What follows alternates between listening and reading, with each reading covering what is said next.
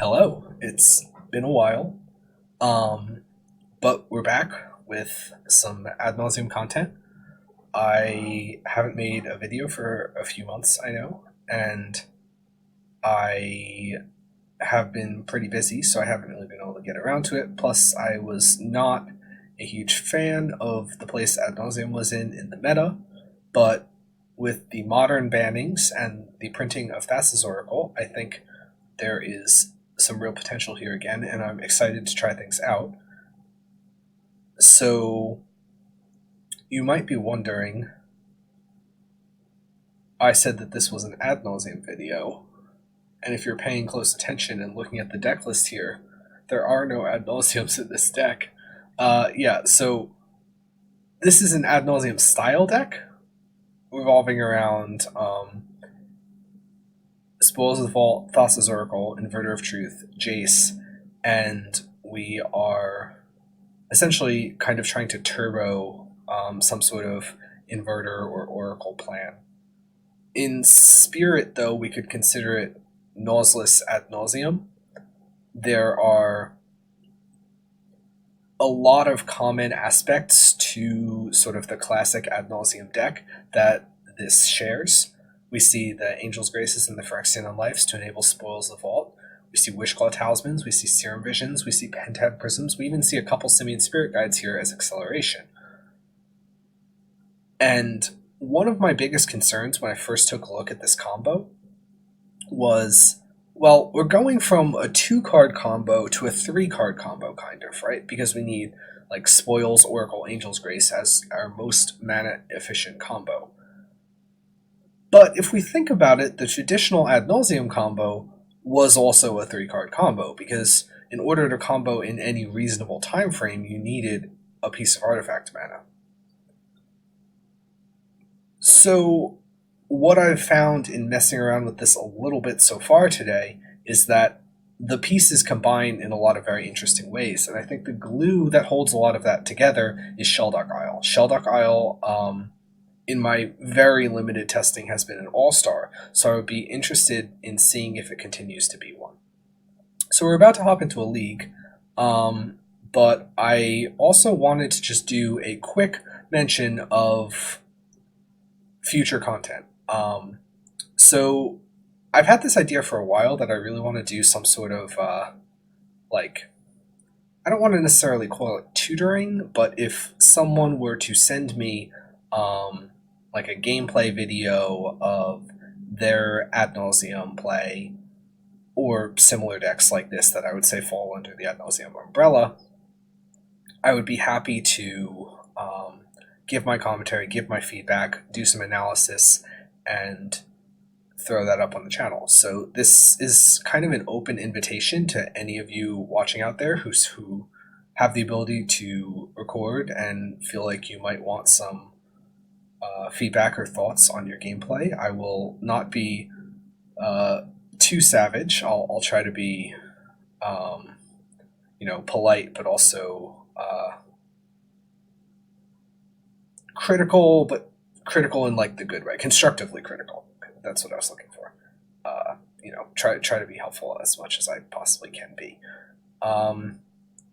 So if anyone's interested in that, feel free to contact me. Now, if a ton of you send me stuff, obviously I'm not going to be able to get to all of it, but I expect that this might not even draw anyone's attention, much less 2 or 3 people. So we'll see how that goes. But open invitation, anyone, if you want some ad naus gameplay reviewed, I get to make some content on that, which I think would be pretty cool, and you hopefully get some assistance there, so that might be sweet. Anyway, let's dive into a league here. So I already queued one up, and we're going to hit play, and we're going to see what happens. And this is really exciting, because I haven't played a lot of these cards in a few months at least. Kind of since at least November, I've been on Storm as my modern deck of choice. But I don't have anything particularly big going on this weekend, but I have an IQ, and I'm interested in hopefully trying this out there. We'll see how that goes.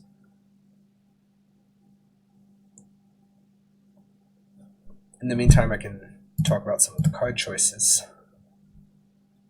In the sideboard, we have kind of a standard mix. This is not particularly calculated out. I'm just trying out some stuff right now. The ley lines for discard decks. We have discard for enemy combo decks, Veil of Summer with discard decks, and then also counter magic, and then we have a smattering of removal. One of the things I like about this style of deck is that it seems, on paper at least, to be significantly stronger against humans because we don't have any one particular card that we're reliant on naming. This hand has two of these guys in our hand. We have a bunch of lands. We have a Shelldock. I would be interested in potentially even just playing a turn 1 Shelldock, turn 2 Oracle, hoping to find like an inverter, because this looks like a hand that does pretty well off of hitting an inverter just naturally. So let's see where this takes us. Our opponent is on the play, Mr. Polite. He's playing a Taps Talari West, so I would say that this probably looks like Amulet. A Pentad Prism is a very solid draw because it'll let us accelerate out maybe a turn 3 Jason or turn 4, what's it called, turn 4 Inverter if we can find one. We found a Thassa's Oracle to put under a Shelldock, so that's fantastic. I'm just going to pass the turn here.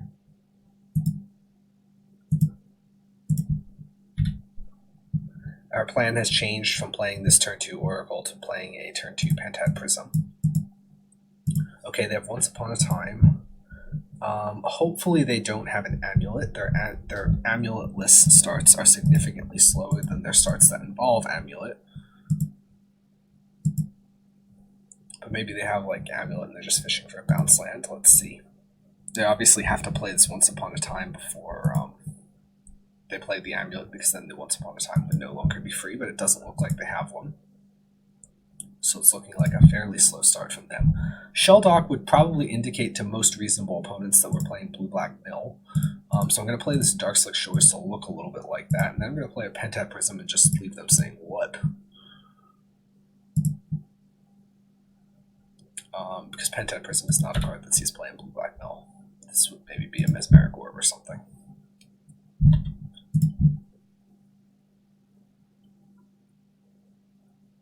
We do have a lot of lands in our hands, so we kind of do need to hit something.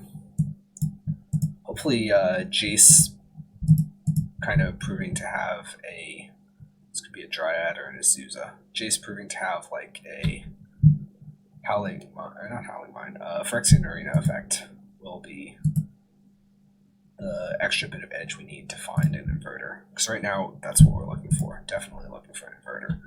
So even if they can play a Titan next turn, they probably can't haste it. I mean, unless they find an Amulet, obviously. So 1 drop, 1 land drop, 2 land drops, 3 land drops. No, I don't think they can. So our Jace should live the turn, which is making me cautiously optimistic. A Pentad Prism is not really all that great here.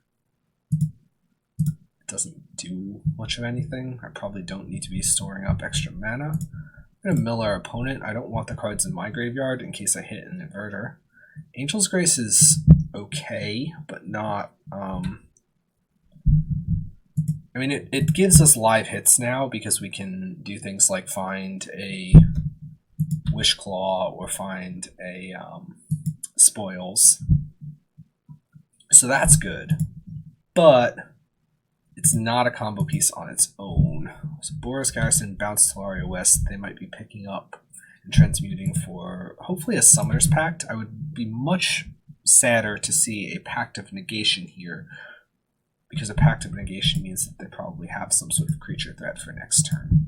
Exactly. They can't actually pay for this Pact of Negation, though, so it doesn't mean anything, because the lands they played aren't blue sources. Unless they play a Dryad here. But they're not playing a Dryad here. They could play a Sucker Tribe Scout, and that would give them a way to flash in a blue source, but I don't know if Amulet lists play that anymore. Oh, they could explore and then they could play the blue source that way. That's what they're doing. Okay, this is fine. So we're going to have to fight through a Pactification here. But they only have one other card in their hand. Maybe they don't have anything relevant. Maybe we'll just get to keep ticking up this Jace until we eventually ult it. Although Azusa is attacking it, so that's not going to happen. But I could play this Oracle to like do a bunch of scrying, and I'm going to if we don't find something better to do. Yeah, so we get to, it's not exactly scrying, but we get to look 5 cards deep and put something on top. We kind of get a mini Vampiric Tutor.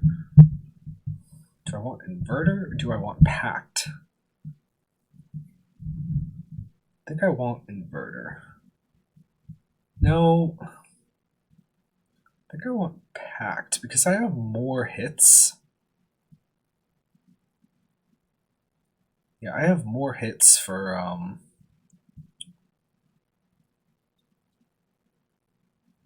yeah, so I have way more black cards than I have pacts, and I'm going to need a pact anyway.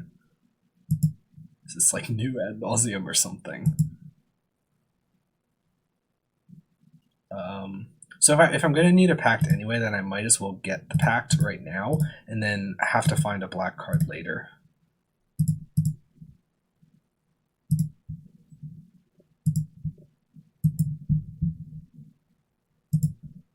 Notably, I used the Thassa's Oracle before the Jace to ensure I drew a good card.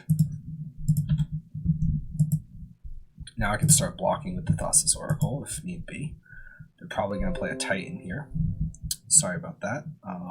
Windows notifications are definitely annoying. I'm just not going to answer my opponent here. I don't want to give him really any idea of what might or might not be going on. He is going to haste the Titan, so that means Jace is going to be dead, which is a little bit unfortunate because we're not going to get 2 draws, but we do have another Oracle under this Sheldock Isle, which means we're fine if we hit a black card, I think. We have so much mana. We'll have 8 mana next turn, so even if we hit the most mana intensive black card of, I mean, Inverter is 4, but if we have to do Wish Claw for spoils, that's also 4. Ooh, they didn't haste the Titan. That's interesting. That's very interesting. Maybe they're just trying to kill me next turn. That means I get another draw out of this Jace. Unless they have a hasty land in hand as their last card aside from Pact, but that seems unlikely.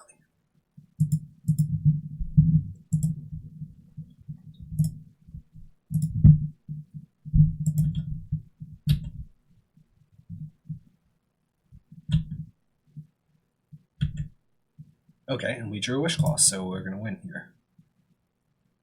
Well, it says he misclicked. Fortunately, it wouldn't have mattered because we drew a Wish Claw, so that's nice.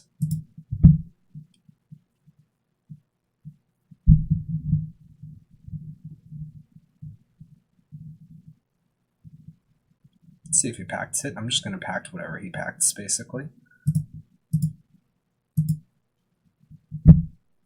We're going to go get spoils here.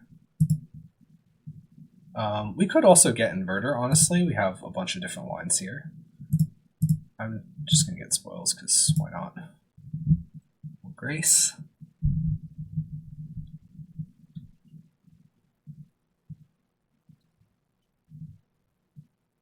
We will spoils.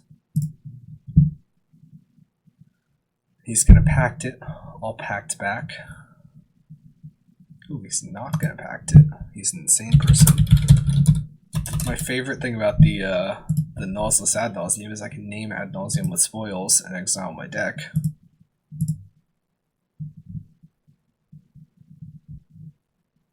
And then we win. I like it. Alright, so against Titan, Pact is decent because they run Pact of their own. I'm a little more partial to Thoughtseize, though, because we can use Thoughtseize either aggressively or defensively. I want to keep 1 Pact so that if I need to Wish Claw for a Pact, I can. And I would like to fit in probably the 3rd Thoughtseize. What do I want to cut for that? This matchup is fairly fast. Maybe I can cut a Serum Visions, figuring that the Thoughtseizes are 1-drops that I might need to play on turn 1, because I'm fairly 2-drop heavy with these Wish Claws and Pentad Prisms. Let's run it back and see what happens.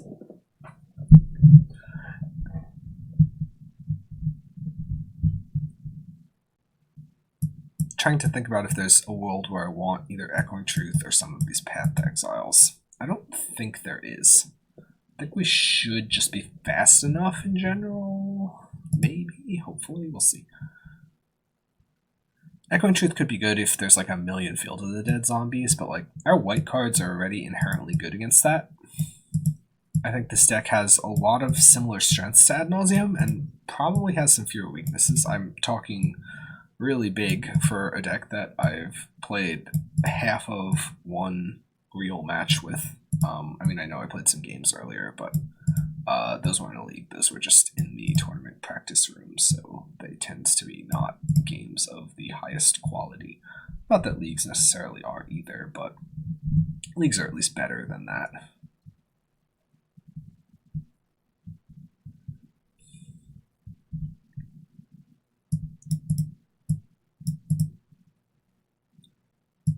Wishclaw is kind of mana intensive, but good in a lot of the lines. I'm debating shaving down to 3, but I'm not entirely sure.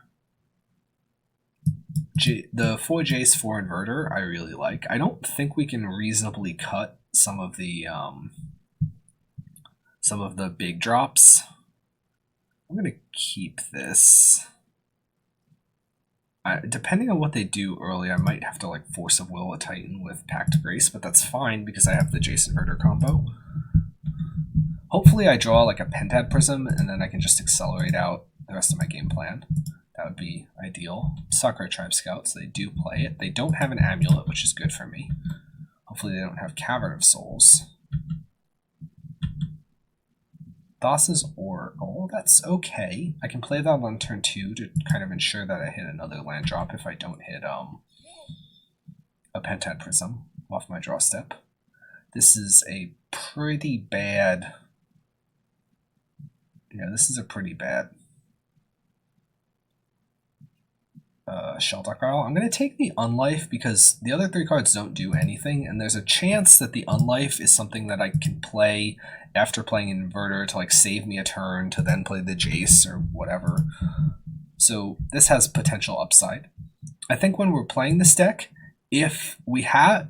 It's actually very important to understand these Sheldock Isle decisions because we need to be able to bluff the Sheldock hides sometimes. Like, if you have a hard decision to make, you need to make it immediately.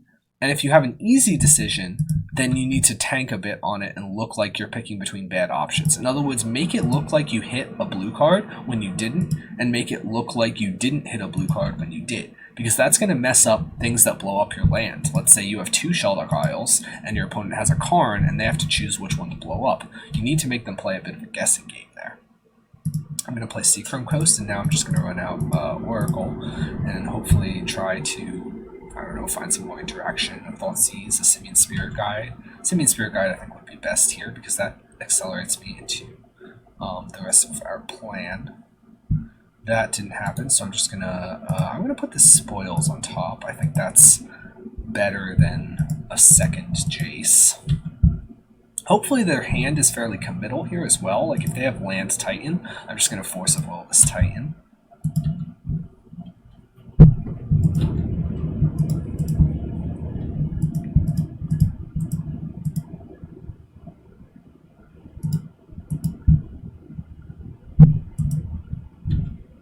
Or maybe they have interaction, in which case I can just hold up this Pact, which is pretty cool too. Or maybe they have the Titan but didn't have a land. All of these are very plausible options. But I'm just going to pass. Don't need to do anything yet. Don't need to get too crazy.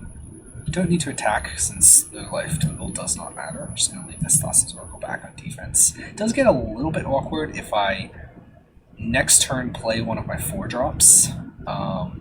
Specifically probably the Jace, and then don't hit a they could have played Titan this turn if they had a Titan in hand, because they could have floated the mana first and then replayed it and gotten to 4, and then Castle Cannon bring themselves to 6.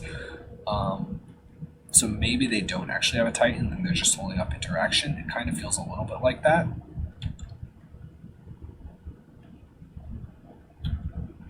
But maybe I'm also giving my opponent too much benefit of the doubt. Question is, do I want to play Jace or do I want to play Inverter? If I play Inverter, I can fog on the upkeep, but then I'm dead, so I want to play Jace.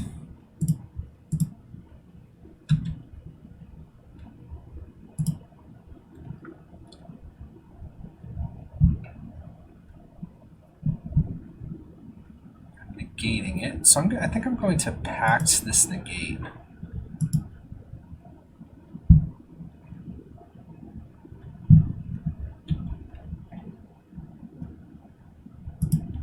Now I just need to hit a land in like my top few cards. That would be ideal.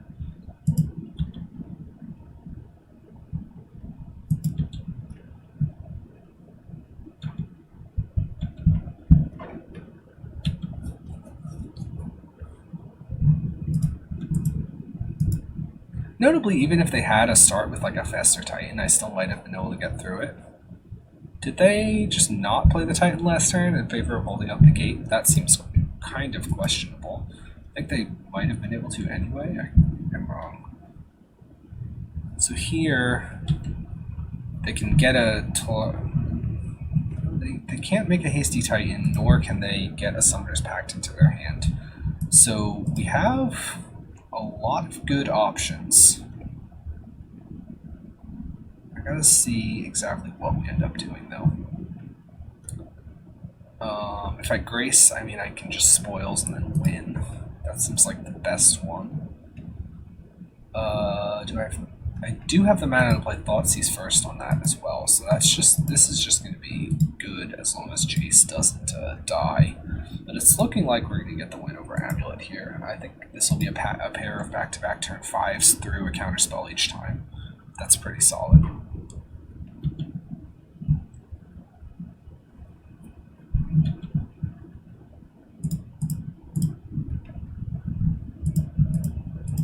So Angel's Grace.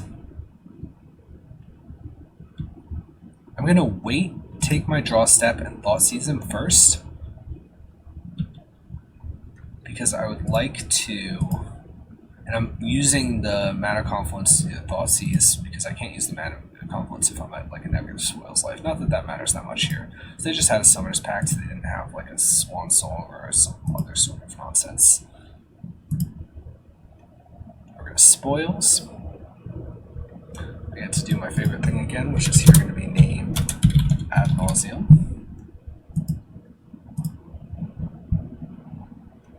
I'm going to take a pain from the City of Brass. Our opponent says GG.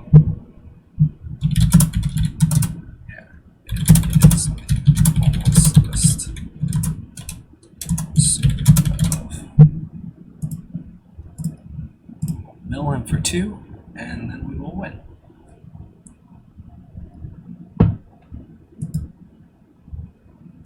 Perfect. We're off to a 2-0 start. Let's find our next game.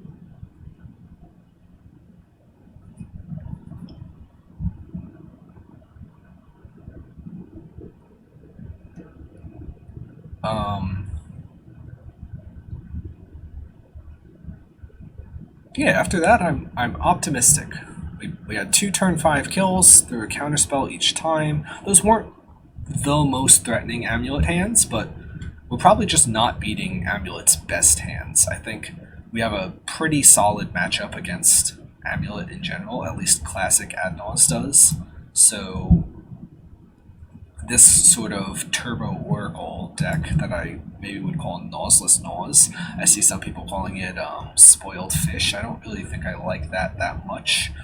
And it feels a little bit dumb to name it like an Inverter deck. This hand is unplayable and we are mulliganing it. This hand is much better and we're keeping it. I'm going to bottom this Thassa's Oracle, I think, or maybe one of the lands. Because I have this Pentad Prism, I think I'm actually going to bottom one of the lands. Probably the City of Brass against an aggressive deck like Burn or something. Having this guy as a blocker might be nice. Also, it means I have a little bit of filter to hopefully hit an Inverter. I'm on the draw. Turn 1, I'm going to play Shelldog. Turn 2, I'm probably going to play Pentad. If it's an aggressive deck, I might play the Oracle on turn 2, though, instead. There's a Scalding Tarn. So if this is Blue Moon or something, I do have an eventual pact to force through whatever I need to force through.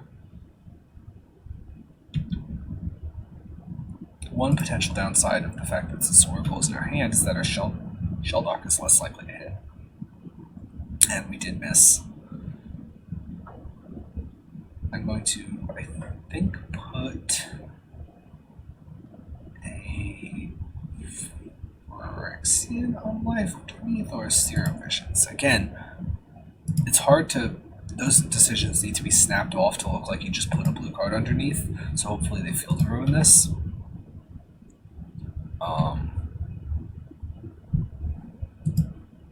So that's potentially bad. This could be Shadow as well if they fetched a Wandering Grave. I was thinking it's Blue Moon. I heard that that was being a bit more popular recently. I'm not actually sure if it is. I was feeling a little more like, oh, this could be, is this, ew, is this the mirror? What is this? Is this just an inverter deck? I don't know what this is now. Angel's Grace was a pretty nice pickup. Now I'm much less interested in playing this Nausless Oracle in general, just because I need to ideally find a Spoils of the Vault and then win. Second most ideally would be find a Wishclaw Talisman so that I could go find a Spoils of the Vault and win. Third most ideally would be to find a Inverter of Truth. Fourth most would probably be Serum Visions. Fifth most, another Thassa's Oracle to dig. He's playing Karn. I think that probably warrants Force of Will. Sets me back far enough that killing this Pentad is really bad.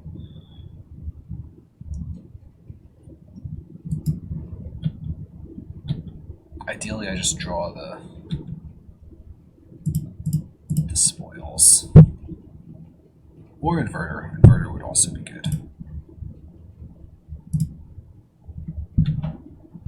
Shelldog Isle. Not great. Definitely not great. Okay, but if I can put a Jace underneath this, then I'm a lot more interested in just playing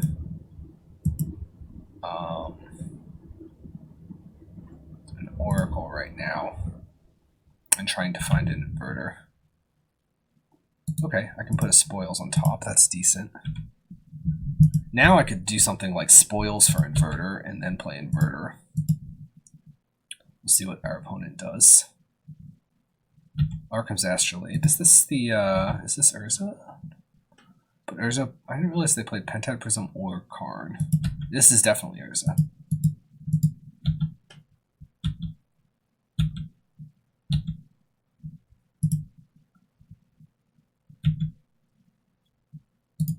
So we'll attack with our Thassa's Oracle.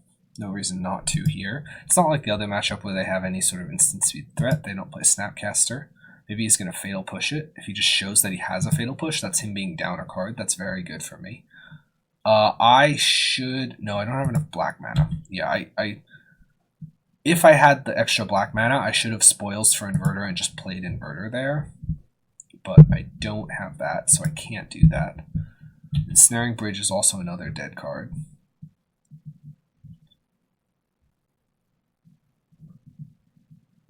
Main phase. End step. So here, I think I'm going to Spoils for Inverter.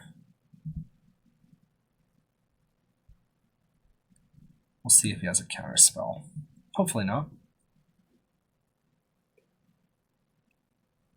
Using Spoils as either a combo piece or a tutor for a combo piece is very nice because it's a combo piece if we have a white card, but it's not a but it's a tutor if we don't have a white card. And it was on top, so that's a little sad. But now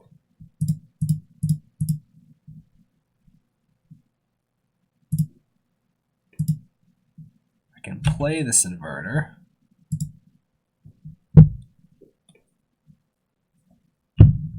Does he have a counterspell? He has Metallic Rebuke. That is unfortunate. At least he's out of cards in hand, so we both have nothing going on. If I draw another black card, I'm in pretty good shape. What is this? Is this an Urza? Of course, he's got the Urza off the top. That's a little bit rough.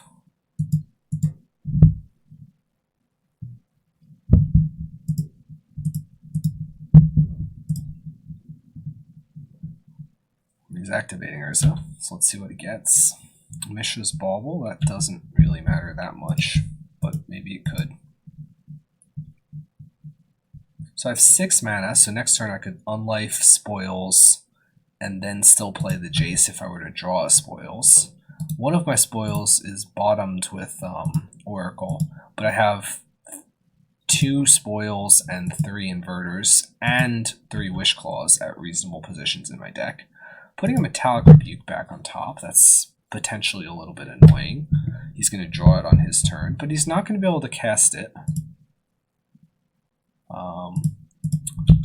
because he doesn't have enough artifacts to tap for it.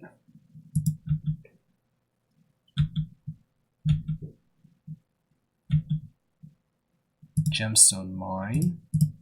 It is worth playing out the mana here, even though it gives him information, just because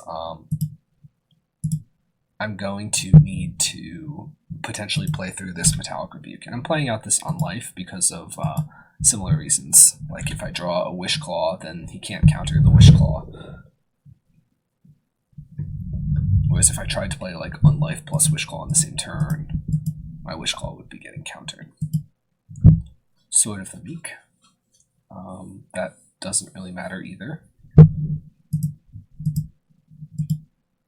Do another Urza activation. Let's see what he gets. Most cards here I don't think matter, but maybe I'm misremembering the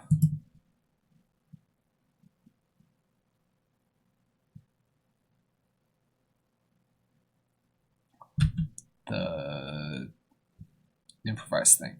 It's not that it costs less, it's that you have to tap them, right? Let's see. I mean, I'm going to play this no matter what. 1, 2, 3, 4.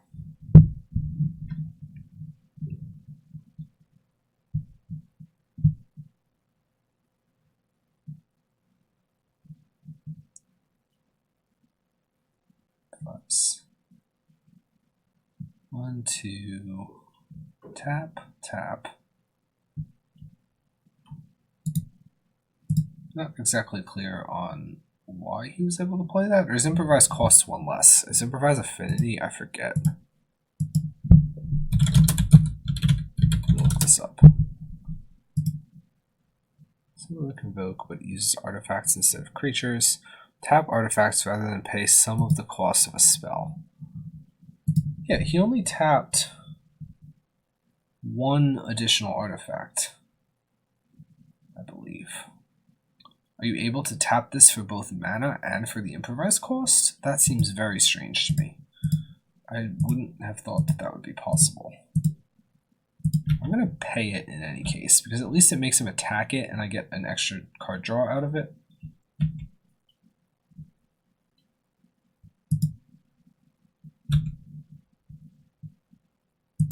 I'm going to mill my opponent.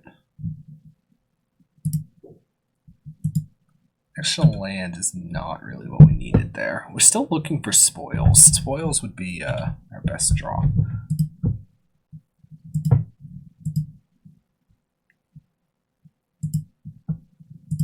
Inverter has become a not particularly great draw because of the number of cards in my graveyard at this point. I'm going to have to look into that improvise thing a bit further. I don't know that it's supposed to work like that. It doesn't seem like it should. Maybe I'm wrong.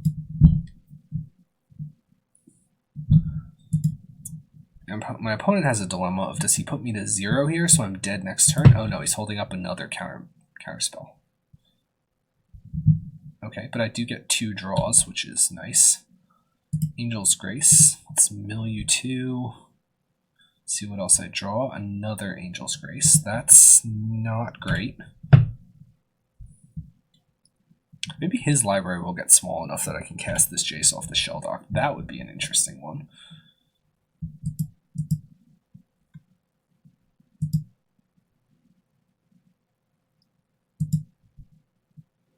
It's going to bounce the Unlife. No? What do you do? Oh, he drew a card.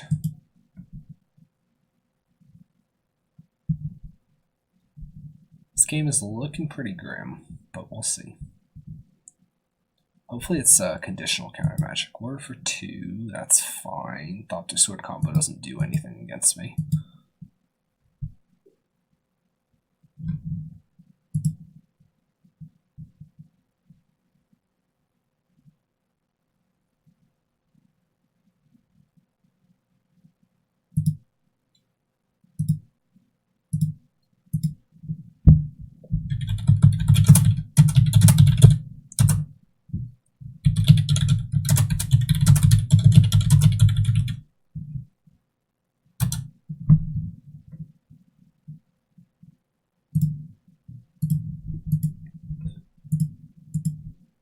So far, I mean, he's making a billion tokens. Does he have infinite here?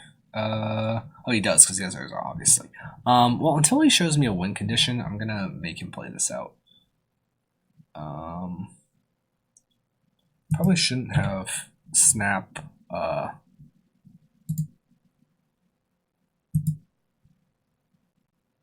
snap let this Thoughtseize resolve. I should have graced. I was just F6'd for no reason.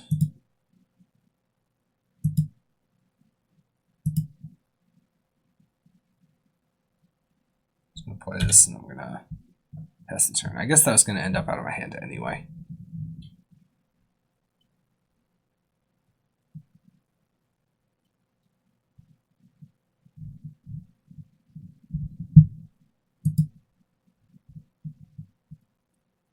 Let's see what he does. He's just attacking. So Jace is dead.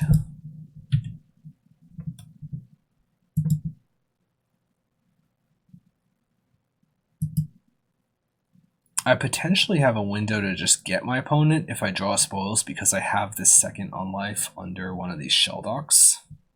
I think shell dock lets you play at instant speed, right? Pentad Prism, though, is not what we needed. Maybe he doesn't know, though. Maybe we'll just pass and see what happens. Is he gonna Mystic Sanctuary back a counterspell? Probably, yeah. Or Rebuke. Thoughtseize, yeah, that's fine. Wants to get a Thoughtseize, that's fine by me. Now if he goes and plays, oh no, but he gets tapped Thopters, right? So he doesn't actually get to play his entire library. Because the Thopters have to tap for the sword mana. So I was thinking he got to play his entire library, but it doesn't. Oh no, it does, because he gets a sword on each activation. So what he really should do is just, yeah, getting Karn would be good.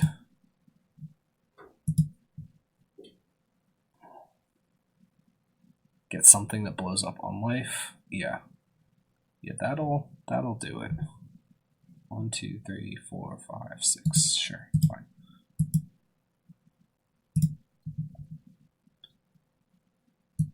Okay, so against Urza, I am very interested in the Veil of Summers.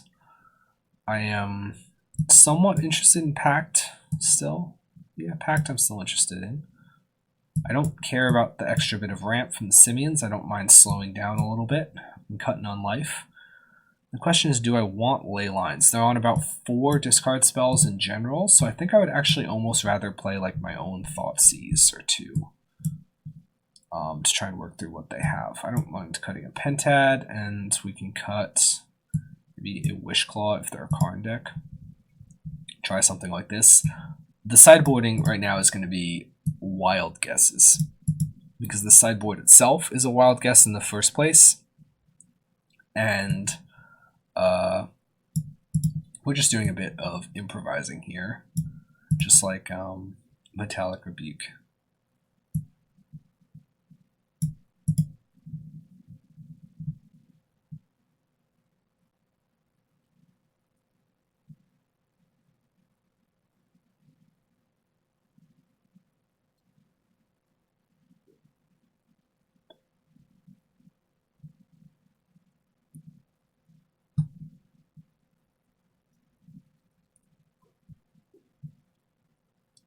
Our opponent is probably thinking, what on earth were we up to?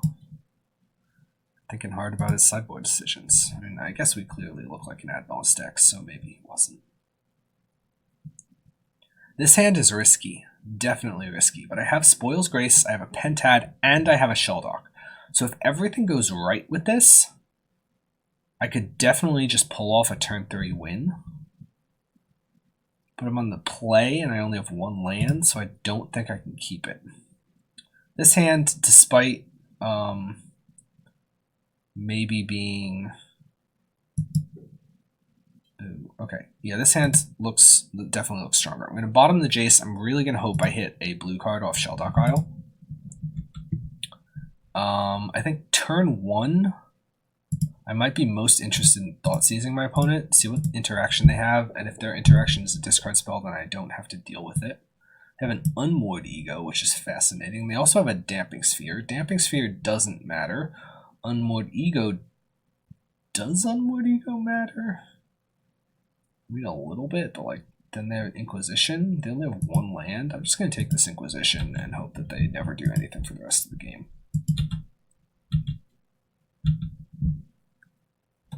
Like, if they Unmoored Ego me, what are they even going to ego? Spoils. If they ego ad nauseum, I will laugh. Blue card, blue card. Alright. Oracle, definitely interested in putting Oracle underneath.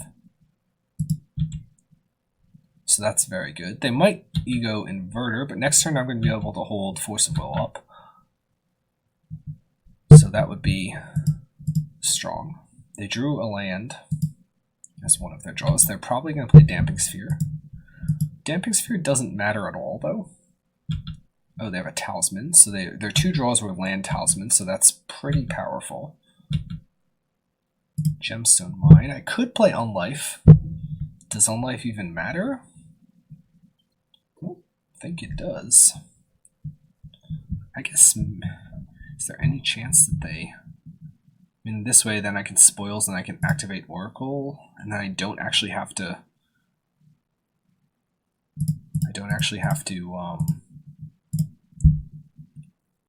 pact the ego. Because, like, what are the chances that they name Inverter? Probably pretty low.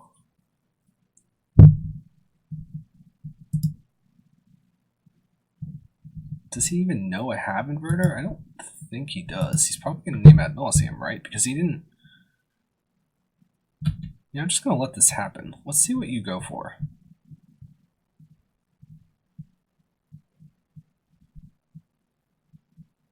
If he names Inverter, he's very impressive.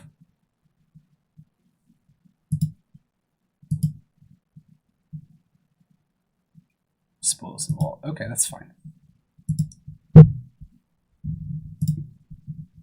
That is a-okay. So he figures I'm the Spoils combo version of Adnos, which is the list that some of the other Adnos players I know have been trying out. I think that definitely has potential as well. I just wanted to try something a little bit different so that we're all on slightly different pages when it comes to our testing so that we collectively have better results. Come on, land. Pentad Prism is not land, but it is close enough that I will accept it.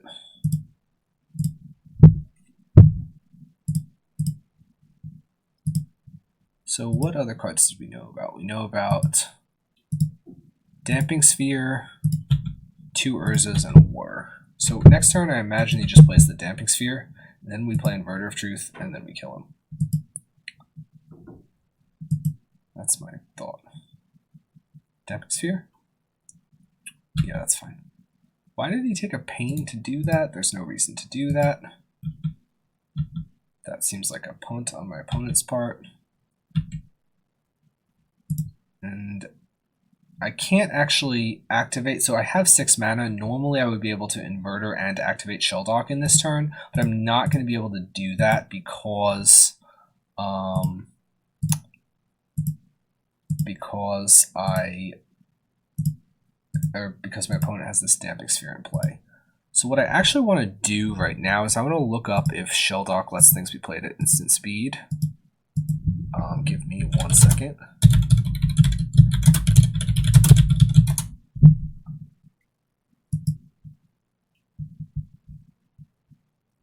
And the resolution of the activated ability. Okay, so it doesn't care. So we can just Oracle on his upkeep and then win.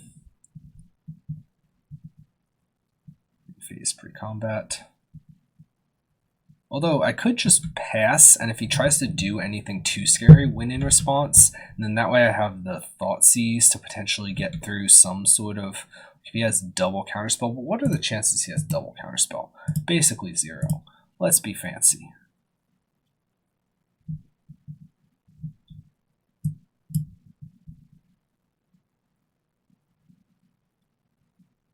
Oh, I'm not actually going to be able to counter this because he has the Damping Sphere. I forgot all about that.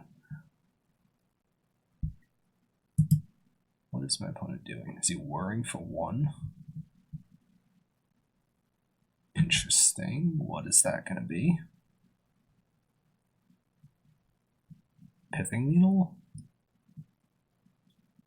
Aether Spellbomb doesn't do anything. I don't know what hate card works here. I should have just passed because I forgot about the fact that I can't pact, because then I can't play Oracle. Because I can't play the Damping Sphere attacks. Bauble. Bauble doesn't matter.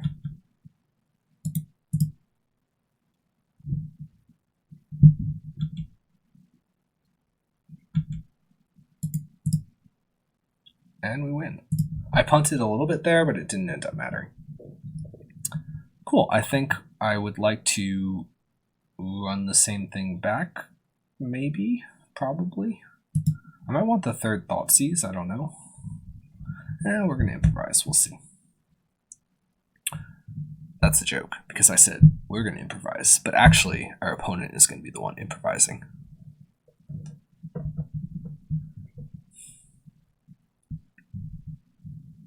Let's see if we can finish off Urza.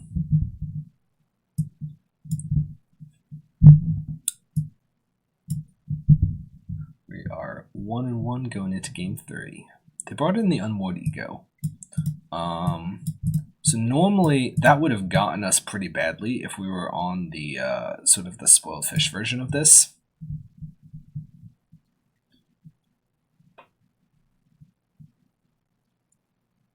One land and it's a gemstone mine, but I have Inverter, I have Jace, I have Pact Grace. I have a lot of good stuff going for me. I think I'm going to keep here. And maybe we get, oh, okay, we didn't get discarded. Turn 1 discard taking our Serum Visions was my big fear there. But I definitely need to hit some lands. These will do nicely.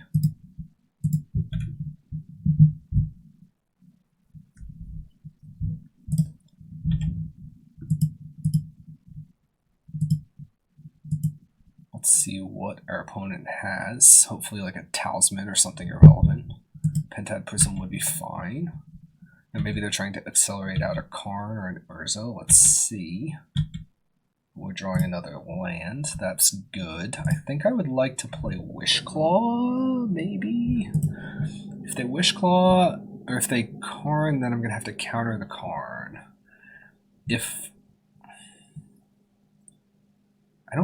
I think because I don't have anything to do next turn, I actually Serum over Wishclaw, because if I have to burn this Pact Grace, I don't want to lose this Gemstone Mine.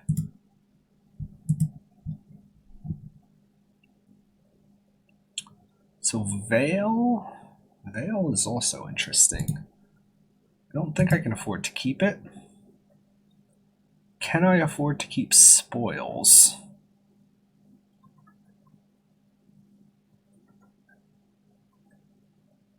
Or am I just in on comboing with Inverter this game? I think I might actually be in on comboing with Inverter this game, because if I keep Spoils, well, no, I could try to draw a land to the draw step after that and then have like clean 1-turn combo, so I am going to keep Spoils. And then worst case, I could Spoils for a land if I needed it. which means I should have been careful about what lands I bottomed. I didn't really pay attention. I don't think... Did I bottom all? No, I didn't bottom any lands yet. No, exactly. Okay. And then I'm just going to pass the turn here. I mean, if they try to do something big with this Pentad Prism, then I should just force foil it. And then I can, like, play a Wish Claw and pass or something. Maybe they worry about the Wish Claw or counter the Wish Claw. Urza. Do I care about Urza? I might not, actually. That's fine.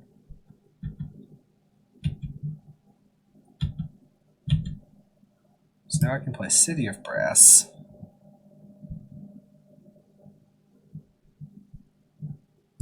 I can play Wish Claw. Hopefully they counter this. That would be best outcome. Since they haven't, I should strongly consider getting a land here. It's like, what are they going to get with their Wish Claw? If they get some sort of big threat, then I packed it. If they get some sort of big answer, then I hold up the pact for their answer. And this gives me a shot at comboing next turn with Oracle Spoils Pact. And if they get something, then they give me back the Wish Claw. So I think I'm going to get a Gemstone Mine and pass to my opponent. The choice is yours, opponent. What are you going to get?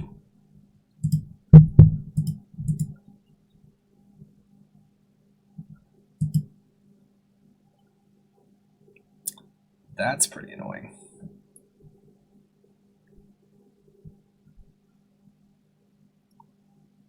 Do I pact that?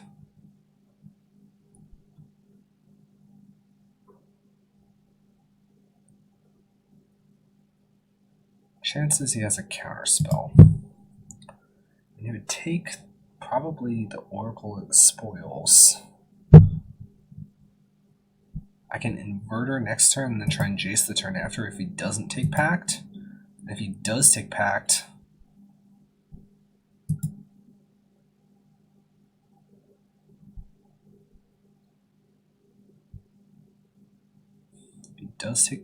then I can... If he takes one of the low drops, then I can try to combo if he has nothing.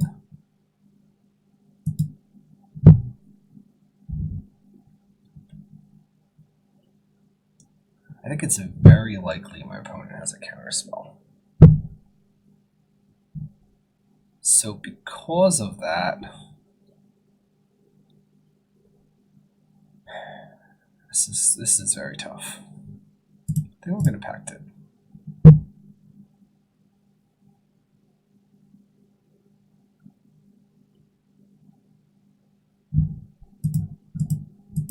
See what they do.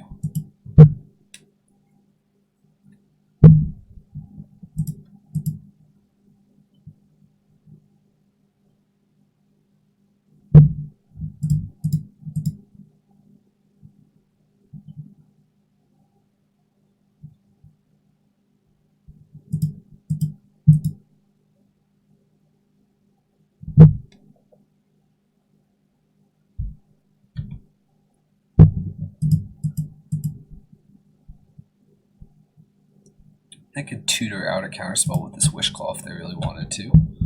That would be a somewhat scary outcome as well. They might just never use this again because they don't want to give it back to me. That's pretty reasonable on their part.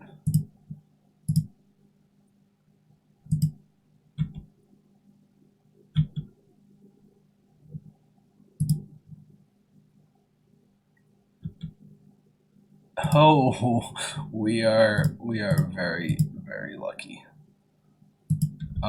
So I should Oracle hold priority spoils, I believe, right? Because that ensures that the Oracle resolves.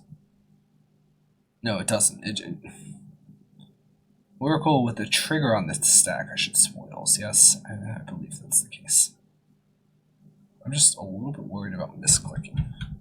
Does it? I mean, I'm going to get through the pact here, or get through the thing here anyway. If I have 2 pieces of interaction, I'm just going to lose this pact no matter what. So while in paper, the correct way to do this would be Oracle, put the Oracle trigger on the stack, and then Spoils, I'm just going to cast the Spoils first to ensure that I don't misclick on Moto here. I could just hold control the whole time, but it doesn't really matter.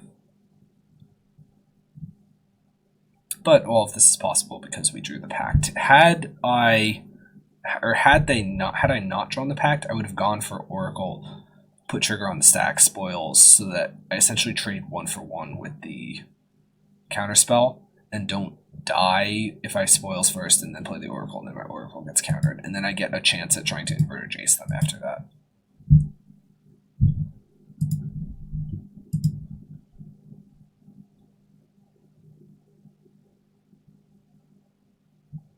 Is he trying to fetch a counterspell? Can't do that. Activate only during your turn, my friend.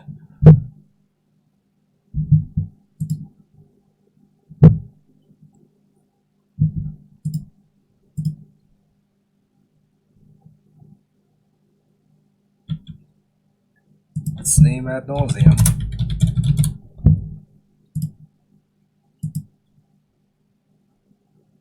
Let's try to cast a Thassa's Oracle.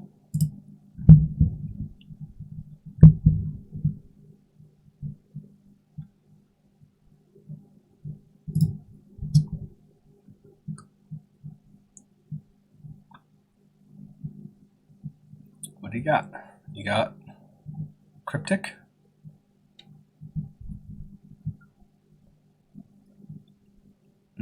Yeah, well, I have double Pact of Negation.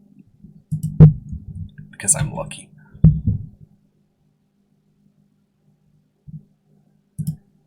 Alright, cool. So we beat UB Urza. That's pretty nice. And we also beat Amulet. Let's keep going with this league, and hopefully we just keep winning. If we 5-0 with this pile, and by pile I mean I think this deck could definitely have potential, but this is definitely version 1.0 of the deck. There's a lot more testing, a lot more refining to be done on it. I would be very surprised if sort of my initial gut instinct turned out to be what the final list should be. But maybe, who knows? That'd be really cool if like this turns into sort of the real version, and my like gut deck list is the way to go with it. Who knows? Let's not get too ahead of ourselves. We're just 2-0 in a league. Anything can 5-0 a league. Let's start talking at 4-0. We might just lose the next 3. But at least I would get 50 play points then. So this queue is definitely taking a while.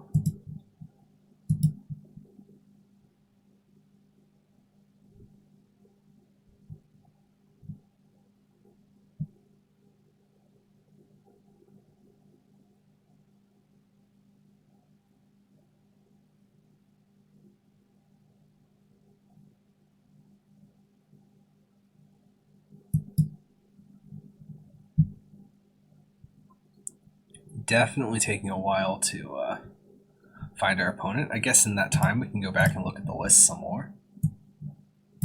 Generally, I'm not that big of a fan of Leyline of Sanctity because I feel like a lot of the time we're missing cards when we tried to play it in traditional Adnals. Here, I'm hoping that because we are sometimes able to combo off of a lower land base, like a smaller amount of lands, less mana resources, that we might be able to leverage Leyline a little bit better. Let's see if that comes true, or if I end up hating Leyline just as much as I historically always have. We found a match. Let's join it. Let's see what happens. We're against Jotru. Yes, I will keep this hand. There's a lot of acceleration. We have a Serum Visions. We have a Pact. There's not too much Teferi going around right now, so I am pretty happy with Pact of Negation, I think. There's an argument to be made that the pacts should be Thoughtseizes, but so far them being pacts has actually been quite relevant for us. I am interested in finding either a Thassa's Oracle or a Jace.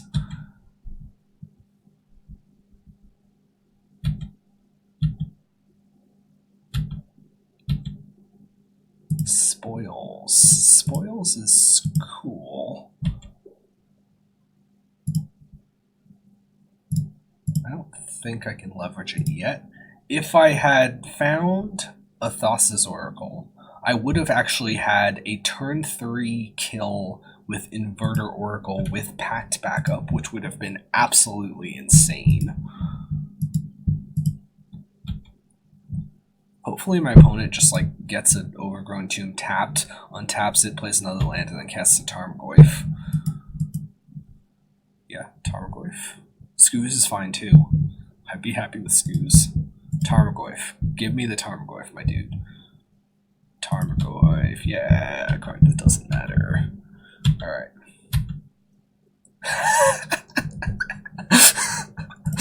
Oh, we are running hot. We are running so hot this league.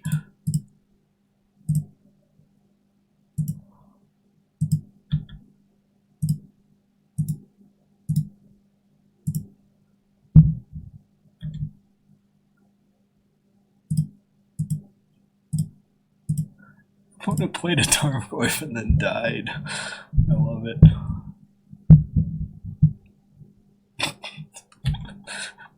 I'm so happy right now. Alright, so we're against black-green. I like these Veil of Summers. I like Unlife less. I like Wishclaw a little bit less. Do I want Leylines? This is definitely a matchup to bring Leylines in. Pact is pretty bad. Let's cut those. I can cut maybe a pen. Oh, the Simian Spirit Guides are pretty bad. I could cut the Simians, I think. Being able to board out Simians is very nice. Let's see what happens.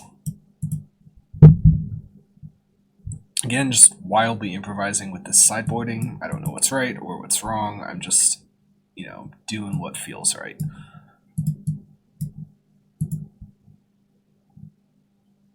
That turn 3 was nuts. Just have the what would normally be the Adnolus turn 3, except it's Inverter Oracle. I like it. I like it a lot. They probably thought they were going to get Adnolus, but instead, they look at the Inverter and they're going to be like, what the... I'm glad we're recording this. Even if I lose every other match the rest of this league, I'm glad, or every other game the rest of this league, I'm glad we're recording this. Definitely posting it. Mana base was kind of thrown together.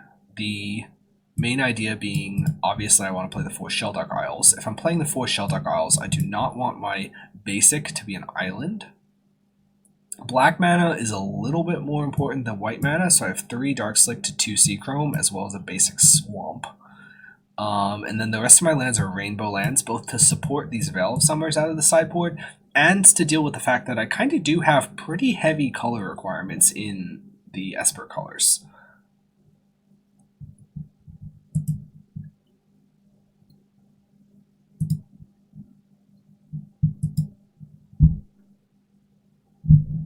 This hand looks pretty good. I have Oracle, I have Unlife, I have Spoils. I'm looking at turn 2 Pentad, turn 3 Unlife. Try to go for a win turn 4. Opponent mulligans to 6 cards. Hopefully they don't play a turn 1 discard, but even if they do, it wouldn't be catastrophic. We have a lot of resources to rebuild. They might take our Pentad Prism, and that would definitely be annoying.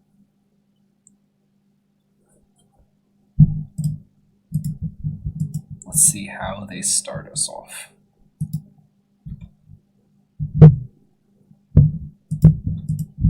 Looking like, ooh, it's not a turn 1 discard. So now I'd be interested in drawing Veil.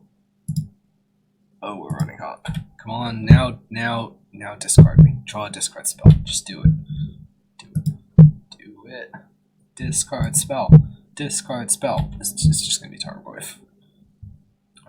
That's sad because I was rooting for top decks Thoughtseize. Ran 6. That doesn't matter at all. I mean, he gets to draw an extra land every turn, but does that really matter? No, it doesn't. Drew a 3rd land, which is very good. I should have considered maybe playing the Gemstone Mine, but I think not having it become a Lotus Petal is going to be very relevant here. 1, 2, 3, 4, 5. So unless I draw a Angel's Grace, I'm not going to be able to just win next turn. Is he going to play a Lily?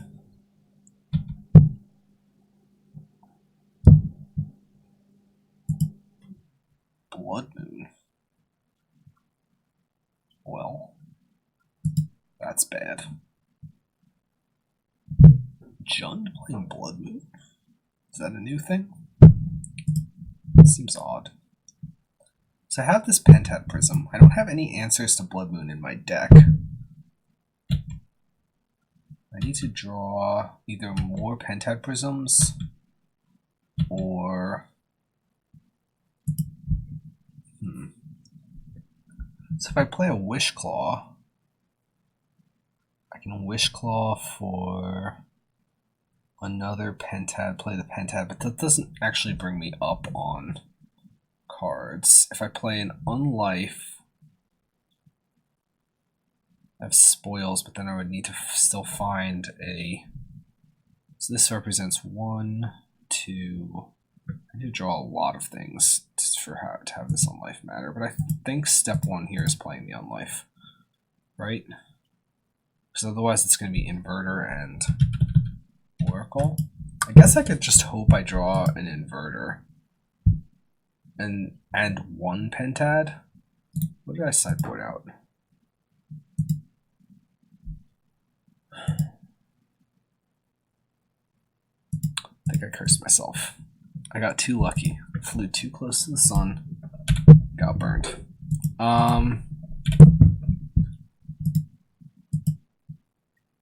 Yeah, this is looking really grim. I don't know what options we really have. I'm amazed that Jund is playing Blood Moon. That seems insane. Let's pass. He's gonna get a Retrace Emblem. He's got lands in hand. Lands are mountains now, though, so they don't keep recurring. I need to draw my Swamp or a Pentad. Actually, my Swamp is better than the Pentad, I think, because that lets me use this Wish Claw and Spoils kind of free of charge. I can go get more Pentads. Second Blood Moon doesn't matter. Second Wish Claw doesn't matter. Oh wait, no. Oh no. I should have Wish Clawed for a Swamp a while ago, I think. Yes, I should have Wish Clawed for the Swamp. This is all punts. This is so bad. I really messed up. He's gonna start retracing this Bolt on me every turn. Maybe I have this Unlife. Maybe I didn't punt too badly and I can still salvage this.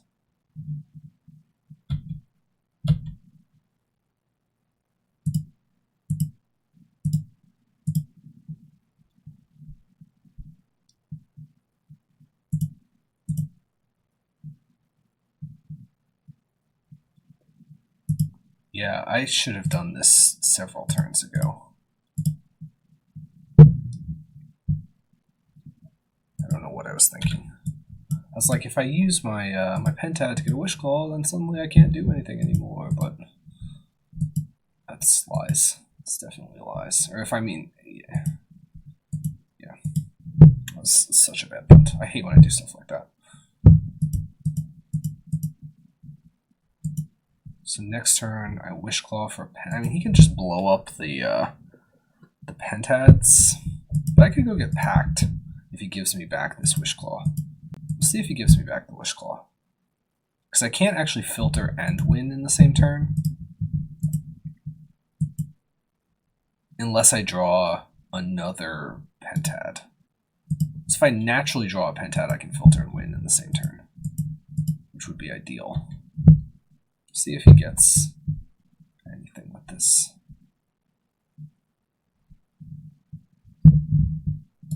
So I would get the third wish.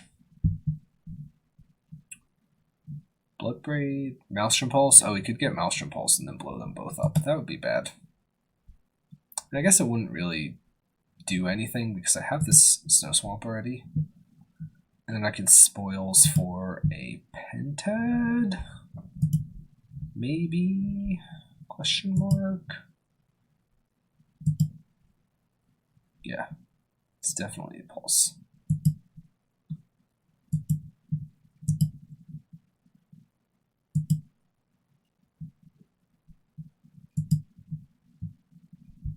Then he has Pulse to retrace on my Unlife, which is not great either. So maybe it wouldn't matter because he could have just done this earlier. Maybe he doesn't have the lands in play though, in hand though. Forget if his first land was a Mire and he's just been looping that. I think he didn't play a land last turn, but maybe he was just saving them for Bolt. I bet you he definitely does have more lands in play.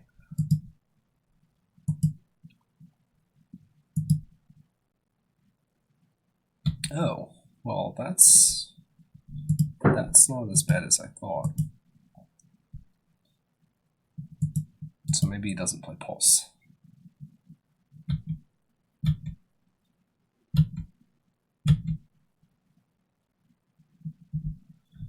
So now, I mean, Kolaghan's Command having Retrace is pretty bad for me.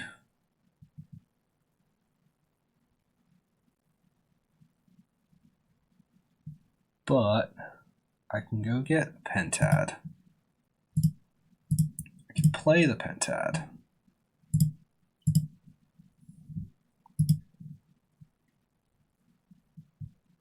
I can play a land. I can spoils for a Pentad? No. Well, I can spoils for a Pentad if he tries to blow up this Pentad, which is probably going to be what I do. Oh wait, no, I shouldn't. No, I shouldn't have played the Jace because he just has enough burn that's very likely he just kills it.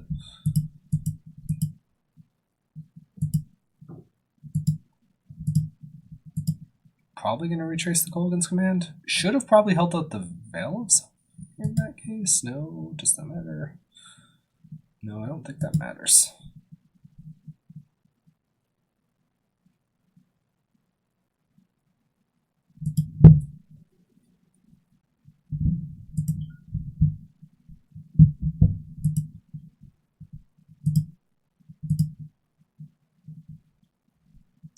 Let's see what our opponent does. This is definitely interesting.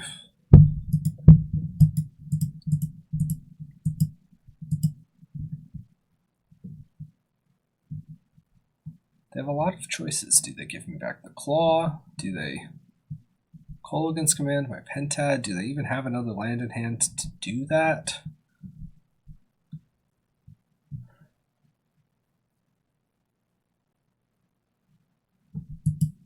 Evidently they don't have Pulse, so they would have gotten Pulse. So they probably don't have a way to remove Unlife.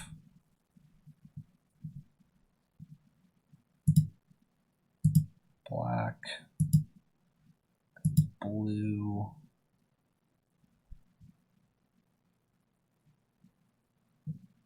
And we can spoils for a Pentad Prism.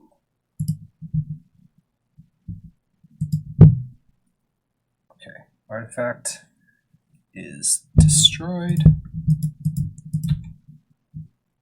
We'll discard a Thassa's Oracle. Actually, I maybe should have discarded this land. The land doesn't really matter that much. If I get discarded and lose my Oracle, that would be bad.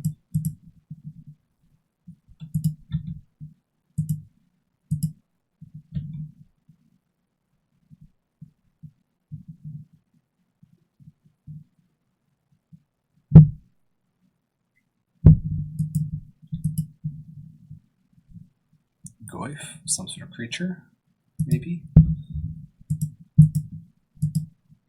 Definitely should have brought in Echoing Truth, I guess, but there's no way this is stock. There's no way Blood Moon Jund is stock.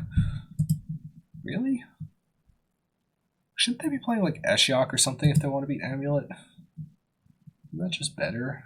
Probably. Maybe not. I don't know.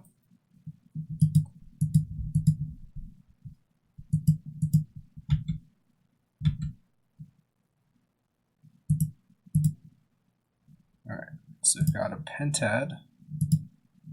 One more time.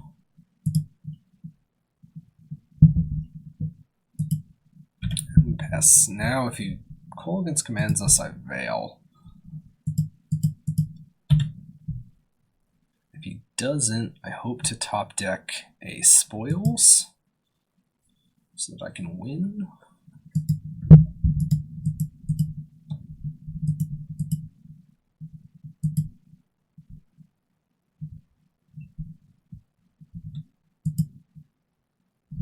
Or I hope he gives me back this Wishclaw Talisman to go get something relevant.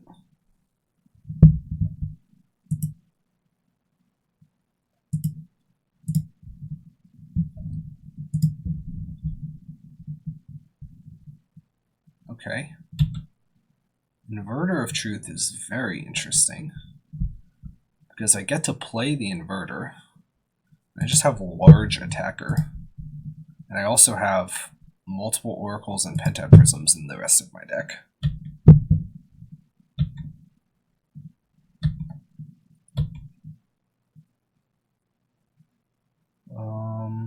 I'll play the Shelldock Isle just to see what goes underneath it. Unless I just play the Shelldock Isle to clear a card out of my library once I already Inverter. Both of those are powerful options. I think we're going to go with the second option. So we're going to do this, this, this, this. We'll play Inverter. Now we Shelldock. Oh, it's a mountain, obviously. Duh. Doesn't matter. So now we have a couple different plans going. We have the kill them with an Inverter plan, because it's going to take 3 hits. We have the draw my remaining Pentad and then try to Thassa's Oracle Pentad them plan, which is also a nice plan. This doesn't matter.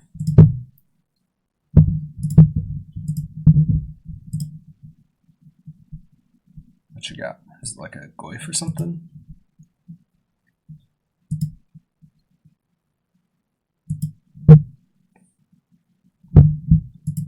Bloodbraid, sure. Scoos, also sure.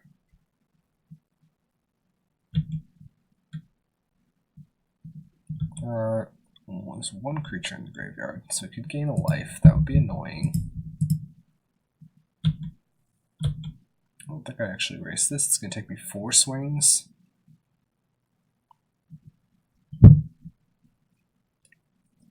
It's going to take them 1, 2. It actually takes them 4 swings as well, so I do erase this. So we can try to erase, but if he has another bolt, then it takes him 3 swings, and I'm kind of beat. Play a Wishclaw Talisman. You can activate it.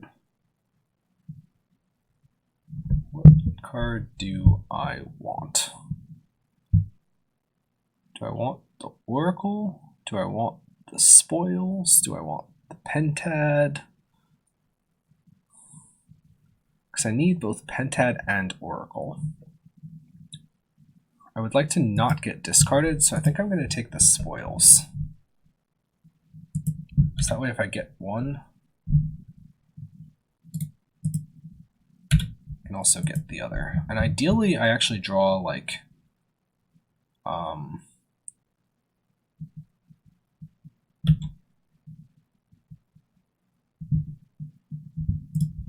what was I going to say? Ideally, they can probably Wishclaw. No, if they could have Wishclawed for unlife removal, they probably would have done so by now.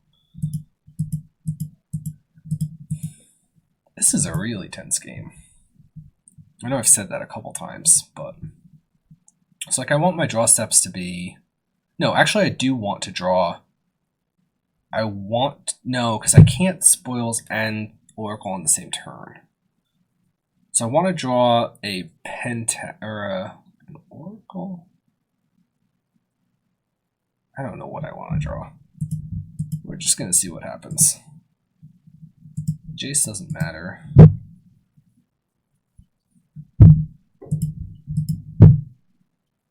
Should have discarded this a while ago to the other thing, so I would have had, I don't know, more stuff. This gemstone mine doesn't matter.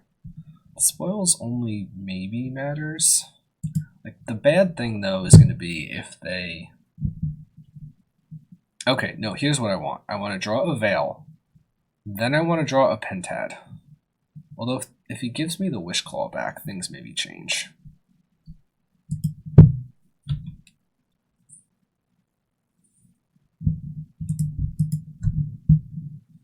Because then I can get multiple cards out of my deck in one go here, and I don't have to use the black spoils mana.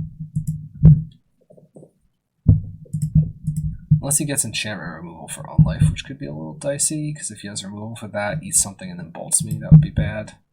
We got to Terminate. I was concerned about racing. That's not what matters here, my dude. Although maybe it did matter, because I was going to race him. So now, if I draw either the... Yeah, if I draw the Oracle or the Pentad, I win on the spot. So I have a 50-50 of winning, I believe.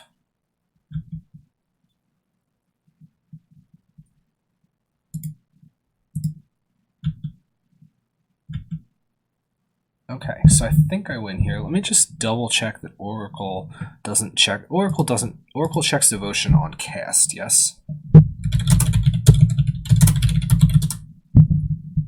Is this Oracle? No, it doesn't. So if he gets bolted, then I would lose. I think he's got another bolt. He didn't Inquisition me.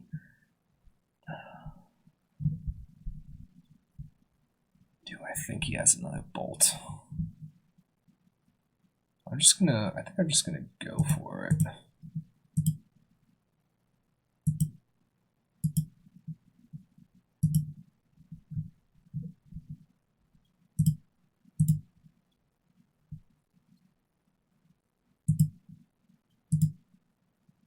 I think waiting, there's way too many different things that could go wrong. And if he has a land in hand, he can just retrace the Inquisition next turn anyway. Do we do it? Oh boy. That was an absolutely insane game. I cannot wait for people to watch this, although by now you guys have just seen it. That was so cool. I think my opponent definitely misplayed at some points, but we worked our way through double Blood Moon.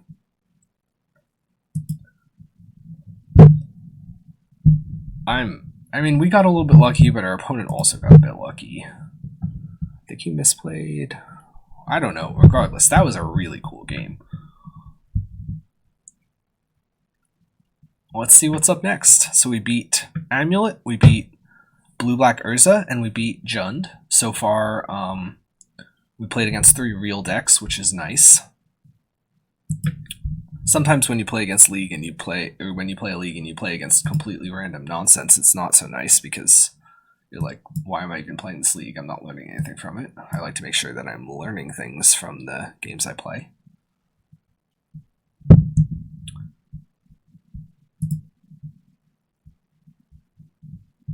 Star Wars Guy 6. I wonder if the first 5 Star Wars guys were taken. I get to turn 2 with Jace. I'm probably just going to do that. Darkseid, Simeon Pentad, Gemstone Jace. It does spend a lot of resources, but I recoup them pretty quickly. And that might change if my opponent leads on like Goblin Guide or something that would kill the Jace. Then I'm much more interested in getting this on life down in a timely manner. Once upon a time, are they Amulet? Or are they Tron? Or are they Infect? What are you? Birds of Paradise. What? Oh, this could be the like a Heliod, you know, or Devoted Druid deck or something like that. All right, let's see what I draw. Thassa's Oracle. I think I'm in on turn 2, Jace.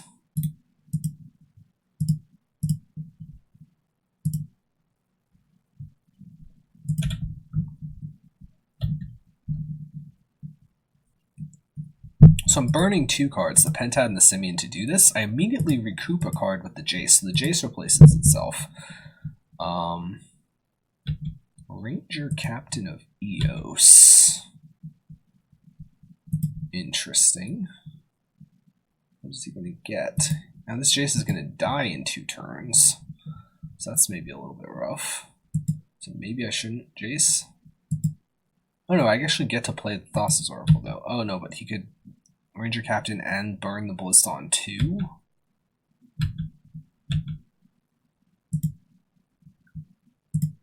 Well, if he does that, I'm sort of okay with it.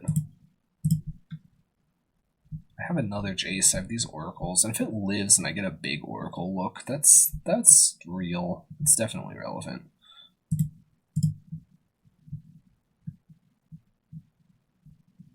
Maybe he has like a Heliod for next turn. Pact is not good enough, I don't think.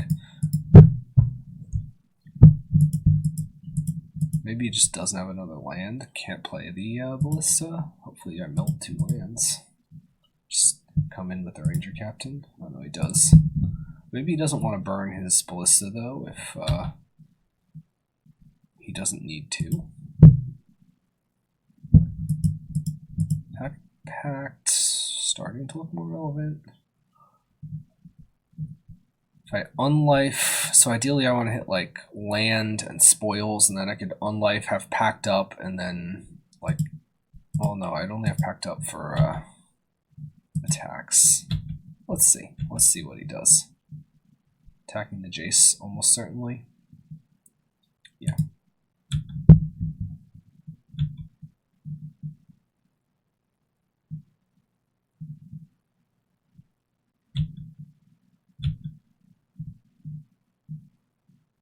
Inverter. Decent draw, but a little slow here. Let's take my second draw and see what I find. Maybe I could...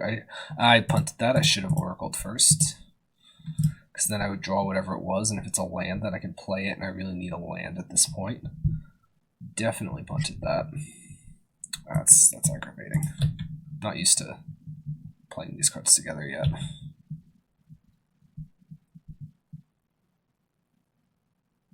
Probably going to chump this Ranger Captain.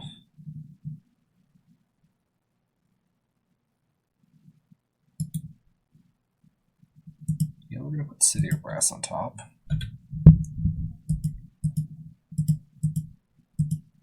Yeah, I could have been in so much better of a spot if I just didn't plus the Jace before the Oracle. This was a complete punt on my part.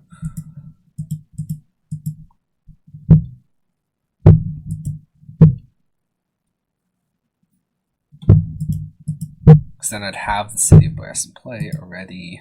Alright, gotta snap out of it, gotta get back to the game, gotta focus on what I can do from here, not with dwelling too much on a punt. They have Spike Feeder.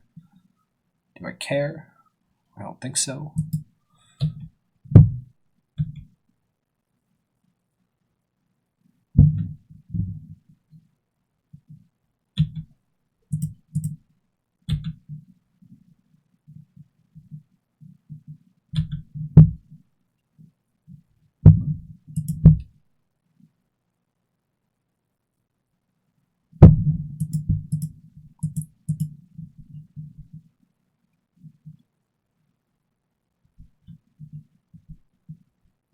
He got tapped. Oh, just putting a counter on that. Was he going to sack the birds to ensure that he kills it? Alright, that's fine. That's okay. I'm okay with that. Kind of. Not really, but a little bit. A lot of aggro. I have a city. Play an unlife. Do I think this is an inverter game, or do I think that this is an oracle game? This is non-creature, right? So if I draw a land, the next turn I just inverter. Is that my game plan? I think it actually is. Because land or simian inverters next turn. I have 17 lands and 2 simians. So I have 19 cards. So I'm about 40%, which is I think about as good as I can ask for right now. Whereas if I play Unlife, I need multiple other things to go right to be in spot to win this game.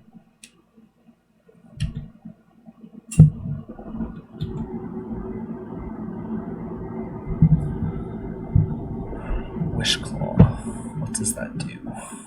Nothing? Probably nothing. 3, 4, 5, 6, 7. I take another 7 next turn. Go to 6. In theory, if he has nothing, but I mean, he has Ballista. This isn't going to work. We're dead. We're dead. I punted a bit, but we're dead. I don't know if it would have mattered. I think I'd be 1 card. No, I wouldn't be 1 card deeper. I would have this land in play, but I still wouldn't have hit a land.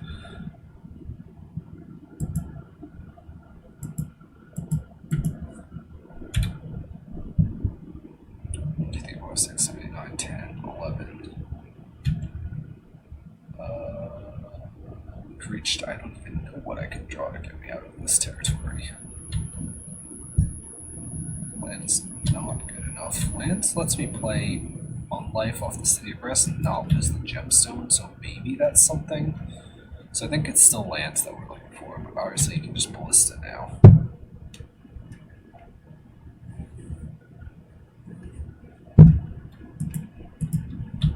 Can't believe he didn't play Ballista there. That seems crazy to me. That was not the land we're looking for. What do I have here? Cards that don't do anything.